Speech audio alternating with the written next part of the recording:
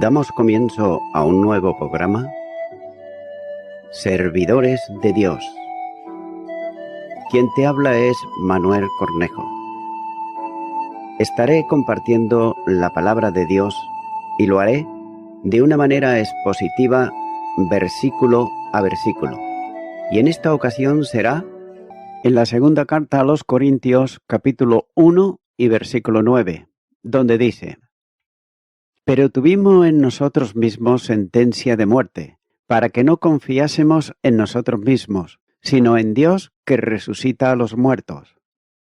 Comienza diciendo este versículo: pero tuvimos en nosotros mismos sentencia de muerte. De igual modo que no se puede precisar el lugar de Asia donde tuvo lugar el conflicto al que se refiere el versículo anterior, también del mismo modo no es preciso determinar de qué se trata esta sentencia de muerte, que Pablo dice que tuvimos en nosotros mismos. Y de nuevo surgen propuestas sobre esta sentencia de muerte, ya que no hay ninguna referencia histórica a un juicio que concluyese en una sentencia capital. De ahí que muchos exegetas sostengan que se trata de una grave enfermedad que sufrió. También es necesario dejar esto tal como aparece en el texto, sin tratar de dar respuesta a lo que para el apóstol significaba esa sentencia de muerte. ¿Acaso los corintios conocían algo más que nosotros, por otro lado, ignoramos? Tan solo sabemos que la situación era insostenible, con fuerzas humanas y que solo la intervención divina pudo resolverla. Sigue diciendo este versículo: para que no confiemos en nosotros mismos. En todo el Señor enseña lecciones a los suyos, preparándolos para un servicio eficaz. Y note que el apóstol hace notar que aquella situación que podía ser mortal fue permitida precisamente por el Señor, para quitar de él toda confianza humana. Él fue llevado al borde de la muerte, pero note que no murió. Sin embargo, aprendió definitivamente a dejar cualquier aspecto, por pequeño que fuese, de autoconfianza, pasando a depender solo y exclusivamente de Dios, ya que grandes propósitos tenía él para el ministerio, proyectos que había elaborado en su mente, también deseo de alcanzar más lejos, hasta lo último de la tierra, a otros con el Evangelio de Cristo. Pero esa gran obra, que sin duda correspondía al propósito divino de proclamar el mensaje de salvación a todos los hombres, podía ser hecha por otro o otros sin la intervención suya. Debe tenerse en cuenta que nadie debe de considerarse imprescindible en la obra de Dios, ya que todos somos necesarios, pero ninguno imprescindible. Esa es la suprema confianza que mantuvo el ministerio de Pablo hasta el fin de sus días. Sigue diciendo este versículo: sino en Dios que resucita a los muertos. En una situación de peligro, de muerte, se abandonó totalmente en las manos de Dios, ya que solamente el poder omnipotente del Señor le podía librar de la muerte, sabiendo que Dios es capaz de resucitar a los muertos. Y esta puede muy bien ser una forma metafórica para referirse al milagro de su liberación, ya que es una expresión típica de los judíos, como Pablo dice refiriéndose a la edad de Abraham, que ya no podía concebir un hijo que estaba como muerto. Hebreos capítulo 11, los versículos 11 y 12. O también cuando se refiere al sacrificio de Isaac, diciendo que Dios es poderoso para levantar aún de entre los muertos, de donde en sentido figurado también le volvió a recibir. Hebreos capítulo 11, versículo 19. Y es por esta experiencia que el apóstol testifica que en medio de conflicto y pruebas, rodeado de dificultades incluso personales, puede oír a Dios que le dice: Bástate mi gracia, porque mi poder se perfecciona en la debilidad. Segunda de Corintios, capítulo 12, versículo 9. Y esa fue una experiencia consoladora, que le enseñó la consolación para que él pudiese también consolar a otros. Sin duda, las situaciones más difíciles son las ocasiones de Dios para manifestar precisamente su gracia. Continúo ahora con el versículo 10, donde dice: el cual nos libró y nos libra, y en quien esperamos que aún nos librará de tan gran muerte. Comienza diciendo este versículo: el cual nos libró y nos libra. Dios librando, rescatando, cuando ya las fuerzas humanas han perdido toda esperanza. Como se dijo antes, no conocemos las circunstancias que rodeaban la experiencia tremenda del apóstol, que dudaba de salir con vida de ella. Y con seguridad, los corintios conocían de qué se trataba. Lo que importaba a Pablo y lo que el Espíritu guardó en el escrito para nosotros es el hecho de que fue librado de un peligro mortal. Note que ante los falsos apóstoles e incluso sus detractores en la iglesia, que le acusaban de un interés personal por lo que fundaba iglesias, el apóstol pone delante sus sufrimientos por Cristo, que ninguno de sus enemigos podía, por otro lado, manifestar. Sigue diciendo este versículo: y en quien esperamos que aún nos librará de tan gran muerte. El verbo es frecuente en la versión de la 70 de los Salmos. Dios es llamado el libertador, el que libra. Note lo que dice el Salmo 18 y versículo 2. Jehová, roca mía y castillo mío y mi libertador. Dios mío, fortaleza mía, en él confiaré, mi escudo y la fuerza de mi salvación, mi alto refugio. También el apóstol Pablo lo está usando en otros lugares, como por ejemplo en Romanos capítulo 7, versículo 24, Segunda de Tesalonicenses capítulo 3, versículo 2 y Colosenses capítulo 1 y versículo 13. Ya que viene a ser un término técnico para señalar la liberación de un peligro considerable, así se aplica a Lot. En la segunda carta de Pedro capítulo 2 y los versículos 7 al 9, donde dice: y libró al justo Lot, abrumado por la nefanda conducta de los malvados, porque este justo que moraba entre ellos afligía cada día su alma justa, viendo y oyendo los hechos inicuos de ellos.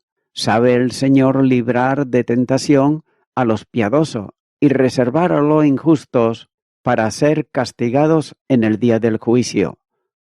Y note que Pablo lo está aplicando a sí mismo en los momentos cruciales de su defensa ante el tribunal de César. En la segunda carta a Timoteo, capítulo 4 y versículo 17, dice: pero el Señor estuvo a mi lado y me dio fuerzas para que por mí fuese cumplida la predicación y que todos los gentiles oyesen. Así fui librado de la boca del león. También de igual manera se usa para referirse a la acción divina que libra al creyente de la ira venidera.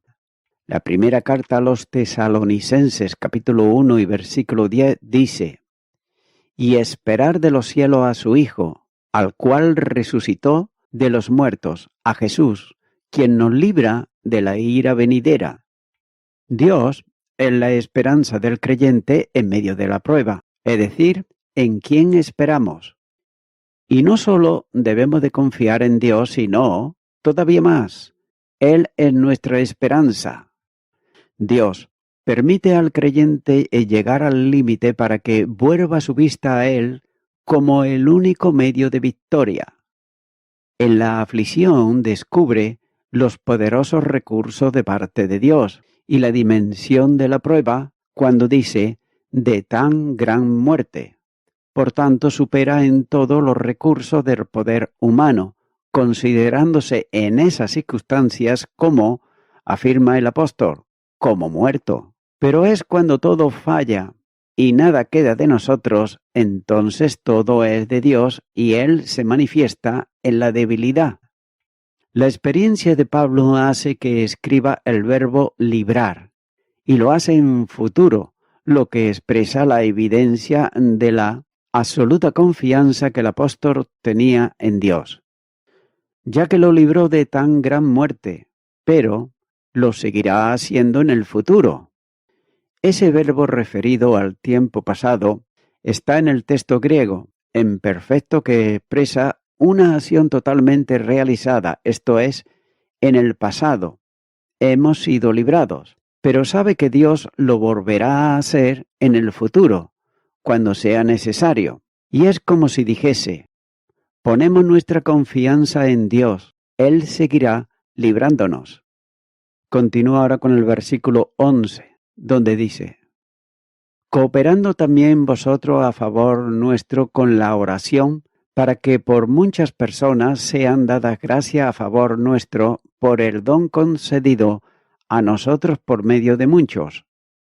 Comienza diciendo este versículo, cooperando también vosotros a favor nuestro con la oración. Los creyentes, como miembros los unos de los otros, deben interceder también de esa manera, sintiendo la prueba y tribulaciones de sus hermanos como propias, para orar por ellos. La primera carta a los Corintios, capítulo 12 y versículo 26, nos dice, de manera que si un miembro padece, todos los miembros se duelen con él, y si un miembro recibe honra, todos los miembros con él se gozan. El apóstol tenía en gran estima la oración intercesora. Por eso nos dice en Romanos capítulo 15, versículo 30, pero os ruego, hermanos, por nuestro Señor Jesucristo y por el amor del Espíritu, que me ayudéis orando por mí a Dios. Y también en Filipenses capítulo 1 y versículo 19 nos dice, porque sé que por vuestra oración y la suministración del Espíritu de Jesucristo, esto resultará en mi liberación. También, el ejemplo de Epafras es muy elocuente, cuando dice, os saluda Epafras, el cual es uno de vosotros, siervo de Cristo, siempre rogando encarecidamente por vosotros en sus oraciones, para que estéis firmes, perfectos y completos en todo lo que Dios quiere. Colosenses capítulo 4 y versículo 12. Note que Pablo estaba persuadido de este tipo de intercesión cuando escribía y decía, prepárame también alojamiento, porque espero que por vuestras oraciones os seré concedido. Filipenses capítulo punto. Sigue diciendo este versículo, para que por muchas personas sean dadas gracias a favor nuestro por el don. La respuesta a la oración intercesora traería para él y sus colaboradores como consecuencia la concesión del don. Nada tiene que ver con los dones espirituales, sino como el favor divino de poder superar las aflicciones y mantenerse vivo para servir a Dios. Por otro lado, el profesor Gutiérrez habla sobre esto y dice que él ve a sus fieles de Corinto reunidos en la asamblea litúrgica, con sus rostros iluminados por la fe, elevando sus corazones al cielo para orar y agradecer al mismo tiempo. Esta visión de la comunidad orante da más fortaleza al alma del apóstol, quien ve realizada en esa intercomunión espiritual de sentimientos, de oraciones, de acciones de gracia, el dogma de la comunión de los santos, es decir, unión del apóstol y de los fieles en los sufrimientos, en el consuelo y en la oración. Fin del comentario del profesor Gutiérrez. Sigue diciendo este versículo, concedido a nosotros por medio de muchos. Esa oración intercesora redundaría también en una manifestación de gratitud que glorifique su nombre. No cabe duda que la oración eficaz del justo puede mucho. Santiago capítulo 5 y versículo 16. Muchos, orando, resultará en muchas expresiones de gratitud al Señor por la respuesta a las peticiones, ya que el término traducido por persona equivale literalmente a rostro. En este sentido es bien elocuente, como figura para hablar de muchos rostros, que se levantan a Dios en intercesión y que luego se inclinan reverentes dándole gracias por la respuesta otorgada a sus peticiones. Dios es siempre exaltado por su gracia, y los beneficios que se obtienen de Él son siempre dones perfectos y buenas dávidas. Santiago capítulo 1 y versículo 17 nos dice: Toda buena dávida y todo don perfecto desciende de lo alto, del Padre de las luces, en el cual no hay mudanza, ni sombra de variación. Note que los hijos acuden al Padre en busca del socorro oportuno, y ninguna de las oraciones levantadas a su trono de gracia son ignoradas por Él, que contesta siempre dando en cada caso lo mejor para el problema presentado ante Él, como corresponde a un padre que ama profundamente a sus hijos. Y todo esto produce mucha confianza, a la vez también genera profunda consolación, ya que en medio de los conflictos la oración entra afirmada en la fe al mismo trono de gracia y recibe de Dios la provisión en el socorro oportuno. Y voy concluyendo con esto. Pablo conocía el valor de la oración intercesora y no se avergonzaba de pedirles oración a los corintios, a pesar de sus muchos problemas espirituales que oraban por él. Los corintios cristianos estaban en realidad cooperando con Pablo cuando oraban por él, ya que Pablo sabía que la bendición en el ministerio era concedida a nosotros por medio de muchos, esto es, por medio de la oración de muchos cristianos. Tengas en cuenta que a menudo pensamos en las grandes cosas que Dios hizo por medio de Pablo, y lo admiramos correctamente, como un hombre de Dios, pero ¿pensamos en todas aquellas personas que oraron por él? Pablo les dio el crédito de su efectividad en el ministerio a esas personas que oraban por él. Aún, un apóstol sentía que las oraciones de la Iglesia eran necesarias para su consuelo y también para su apoyo. Y nótese que qué bendiciones tan innumerables atraen las oraciones de los seguidores de Dios hacia aquellos que son el objeto de esas oraciones. La idea es la del rostro que voltea hacia arriba en oración. La actitud de oración de los cristianos primitivos y los judíos era aquella de estar de pie, con los ojos vueltos al cielo y con los brazos extendidos. Amigo y amiga oyente, aunque es Dios quien libera gratuitamente, Pablo valora altamente las oraciones intercesoras de otros cristianos, ya que la función de tal oración es doble, y lo es porque está recalcando la total dependencia del hombre y la soberanía absoluta de Dios, y al mismo tiempo también expresa y promueve la comunión de los santos. Amigo y amiga oyente, el rezo, el rezar, es algo repetitivo, es decir, siempre lo mismo, y lo está haciendo porque en el pasado alguien hizo precisamente eso, un rezo, y ese rezo quedó escrito, y ahora lo están repitiendo miles y miles de personas, ese rezo. Pero imagínate tú que un hijo o una hija tuya o cualquier otra persona siempre te haga la misma petición, siempre te esté diciendo lo mismo y nunca te diga realmente lo que hay en su corazón. En cambio, el orar es hablar con Dios en oración, pidiéndole por alguna necesidad, sea la que sea, por algún problema que venga, por cualquier cosa, pero es hablar con Dios. Es por ello que, mi amigo, mi amiga oyente, ahora tú puedes invitarle a Jesucristo con tus palabras a que venga a tu corazón. Solamente tienes que orar a Dios en el nombre de Jesús.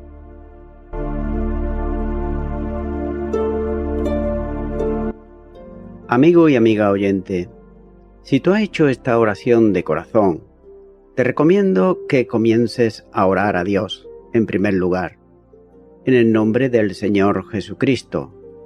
Orar a Dios no es rezar, sino que es hablar con una persona. También te recomiendo que leas la palabra de Dios y lo hagas a diario. Comienza, por ejemplo, con el Nuevo Testamento. Y también, por último, te recomiendo que para que puedas crecer espiritualmente, te congregues en una iglesia cristiano-evangélica, donde se predique, se enseñe y se practique la sana doctrina y la palabra de Dios. Congrégate ahí y con el tiempo podrás crecer espiritualmente y también servir al Señor Jesucristo. Que Dios te bendiga. Y a toda la audiencia, nuevamente ya me estoy despidiendo de todos ustedes y será hasta el próximo programa. Que Dios os bendiga a todos.